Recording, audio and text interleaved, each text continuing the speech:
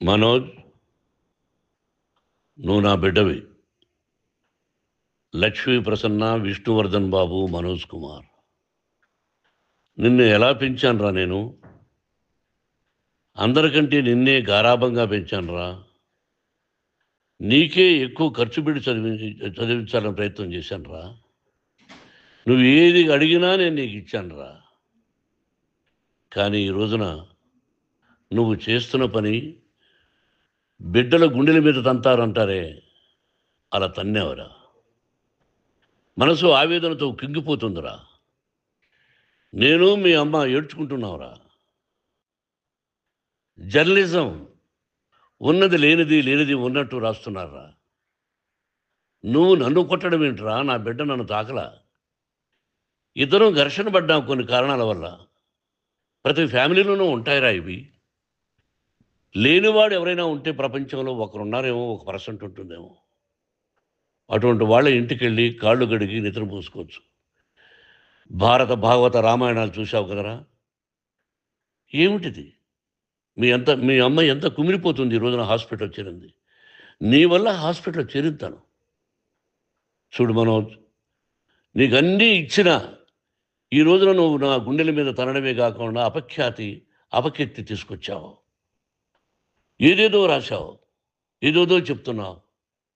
కొంతమంది జర్నలిస్టులు ఉన్నది లేనిది, లేనిది ఉన్నట్టు రాసే వాళ్ళ తత్వం వాళ్ళకి ఎందుకంటే టీఆర్పీ పెరగాలి.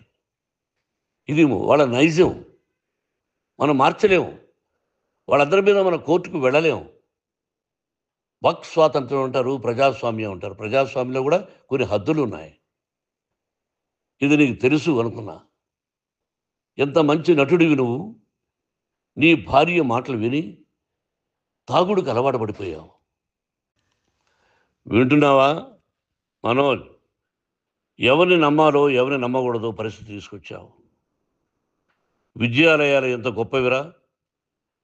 మనం 25% కులమతాలకు అతీతంగా ఫ్రీ ఎడ్యుకేషన్ ఇస్తున్నాంరా. క్యాస్ట్ అనేది తీసేశానురా 92లో ప్రాస్పెక్ట్స్లో. నువ్వు చదువుకున్నావురా.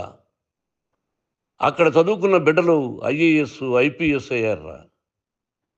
ఎంతోమంది గొప్పవాళ్ళు అయ్యారురా. నువ్వు నటుడుగా ఎంతో గొప్పవాడివి. తాగుడికి అలవాడబడి నువ్వు నీ భార్య ఇంట్లో బిహేవ్ చేస్తున్న విధానం ఆ భగవంతుడు సర్వేశ్వరుడు తెలుసు. భగవంతుడు చూస్తున్నాడు రా. నేను తప్పు చేసినా, నువ్వు తప్పు చేసినా, ఎవరు తప్పు చేసినా. ఎంత అవకాశం ఇచ్చావు మాట్లాడుకునేదానికి అందరికీ. ఇన్ని సంవత్సరాల్లో మన విద్యాలయాల్లో ఒక్క తల్లి కానీ ఒక తండ్రి కానీ ఏమైనా చెప్పారా? ఆ బిడ్డలు మన బిడ్డలు రా. మీరెంతో నాకు అక్కడ ఉన్నవాడు కూడా నా కూతుర్లు, నా కుమారులు. ఎంతమందికి ఫ్రీ ఎడ్యుకేషన్ ఇస్తున్నావు. వాడి దగ్గర ఏది ఆశించలా. నువ్వు ఎందుకు ఇలా తయారైపోయావు? ఎందుకు ఇంట్లో ఉండే పని వాళ్ళందరినీ కొడుతున్నావు? పనివాడు వాడు పని చేసుకునేదానికి మన ఇంటికి వచ్చాడు రా. ఆ పనివాడిని కొట్టడం చాలా మహాపాపంరా. నేను వేరురా. నేను దండించడం వేరురా. నేను ఎవరిని ఆ చిన్న వాళ్ళని కొట్టి అజ్జేసి ఇచ్చేసి చేయలేదురా. సినిమా ఇండస్ట్రీలో మోహన్ బాబు కొడతాడు, తిడతాడు అంటే అది షూటింగ్లో జరిగి ఉండొచ్చేమో. కానీ ఇంట్లో ఉండి 10 సంవత్సరాల నుంచి 20 సంవత్సరాల నుంచి పనివాళ్ళు ఉన్నారు. నేను ఇంట్లో లేని సమయంలో వాళ్ళందరినీ కొట్టి వాళ్ళ ఫోన్ లాక్కొని ఒకడైతే చచ్చిపోవాలి. వాడు పోలీస్ కంప్లైంట్ ఇచ్చి ఉండొచ్చు. నేను వద్దు అని వాడిని బతిమాలాడు. పోలీస్ కంప్లైంట్ కూడా ఇవ్వలా. ఇంకైనా నువ్వు నీ భార్య మారి బయట ఉండండి రా అన్నాను నేను. లేదు డాడీ, తప్పు చేయలేని ఒకసారి వచ్చావు, మళ్ళీ తప్పు చేశావు, మళ్ళీ వెళ్ళావు, మళ్ళీ ఈసారి తప్పు చేయనన్నావు. ఏమండి వీడు తప్పు చేయడం అని మీ అమ్మ చెప్పింది. ఇంట్లో పెట్టుకున్నా. మళ్ళీ నువ్వు చేస్తున్నది, ప్రతిరోజు నువ్వు తాగుతున్న విధానం నీకే తెలుసు. ఇది ప్రజలు నమ్ముతారా లేదా అనవసరం నాకు. నేను నీకు చెప్తున్నా, ఇంతటితో పులి స్టాప్ పెట్టాలి. 3 రోజుల నుంచి రకరకాలుగా రాస్తున్నప్పుడు నా మనసు ఆవేదనతో ఉంది. మళ్ళీ చెప్తున్నా, Mohan Babu university is greater than temples. Greater than temples. బిడ్డలను కాలేజీలో చేర్చుకునే ముందు చెప్తారు, అన్నయ్య ఎంత ఉంది యూనివర్సిటీ రూల్సు, ఇది మా పద్ధతి, మీకు ఇష్టమైతే చేర్చండి. గవర్నమెంట్ బిడ్డలని గవర్నమెంట్ ఏమి ఇస్తుందో ఇంత పర్సంటేజీ వాళ్ళకు కూడా మీ దగ్గర ఎందుకు డబ్బు తీసుకుంటున్నామంటే దానికి అర్థం పరమార్థం చెప్పాము. దొంగతనంగా తీసుకోలేదు. ప్రతిదానికి చెక్కులు ఉన్నాయి. అది అకౌంట్ ఉంది. దానిలో తప్పులు జరిగితే డిపార్ట్మెంట్ ఉంది. కాలేజీలో ఇంకేదైనా తప్పు జరిగితే గవర్నమెంట్ ఉంది. ఇవన్నీ నీకు తెలుసు. ఈ రోజున ప్రపంచంలోనే నంబర్ 1గా చేయాలని మీ అన్న కష్టపడి ఇతర దేశాల్లో నంబర్ 1 యూనివర్సిటీ టైఅప్ చేశాడు. ఈ రోజు నువ్వు చేసిన విధానం ఏమిటి? నువ్వే ఒకప్పుడు నాకు ఇవి ఏమొద్దు నేను యాక్టింగ్ అన్నావు.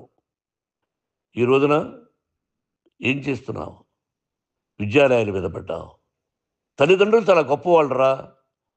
కొంతమందికి డబ్బు కట్టలేకపోవచ్చు. కట్టని వాళ్ళకు కొంత సహాయం చేసాం. అంతా సహాయం చేయలేము. బ్యాంకుల్లో డబ్బు కట్టాలి. లెక్చరర్స్కి డబ్బులు ఇవ్వాలి. యూనివర్సిటీ బ్రహ్మాండంగా నడపాలంటే మంచి లెక్చరర్స్ కావాలి.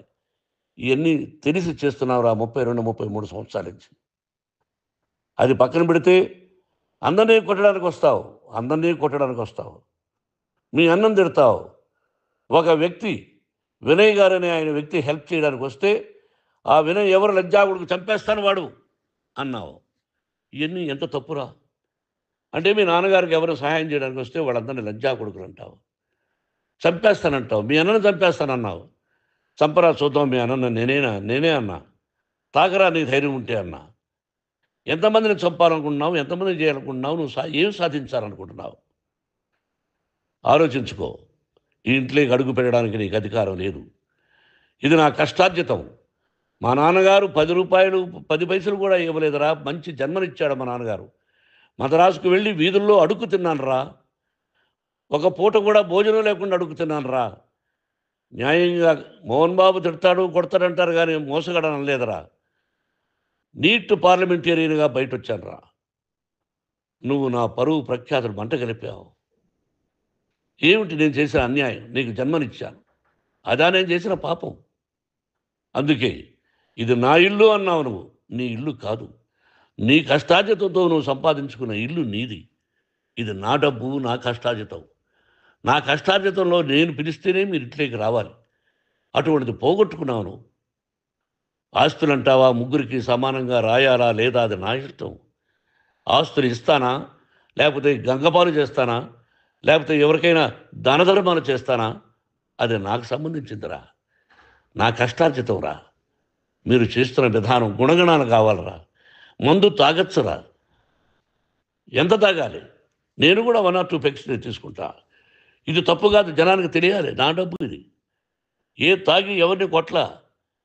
తాగి నేను తింటున్నా. అది ప్రజలకు అక్కర్లా. నేను తప్పు చేస్తేనే ప్రజలకు కావాలా. ఇవన్నీ ఉన్నాయిరా. ఇవన్నీ తెలుసుకో. జర్నలిస్ట్ సోదరులారా, మీకు నా గతాన్ని తెలుసు, నా భవిష్యత్తు, నేను ఎక్కడి నుంచి వచ్చాను కూడా మీకు తెలుసు. ఈ రోజున మీరు రాస్తున్న విధానం, నా బిడ్డ నన్ను కొట్టాడన్నారు. ఎంత తప్పు. ఈ రోజున నా బిడ్డ మీద కోపంతో అవును చెప్పచ్చు. కాదు, వాడు నా మీద చెయ్యెత్తలేదు. నేను ఘర్షణ పడ్డాం. ఘర్షణ వేరు, కొట్టుకోవడం వేరు. గాయాలతో హాస్పిటల్కి వచ్చి కుంటుకుంటుగా నడిచాడు. మళ్ళీ ఏమని పోలీస్ స్టేషన్కి వెళ్ళి చెప్పాడు. ఎవరో 2 ఉన్నారు, వాళ్ళిద్దరూ నా మీద దాడి చేశారన్నాడు.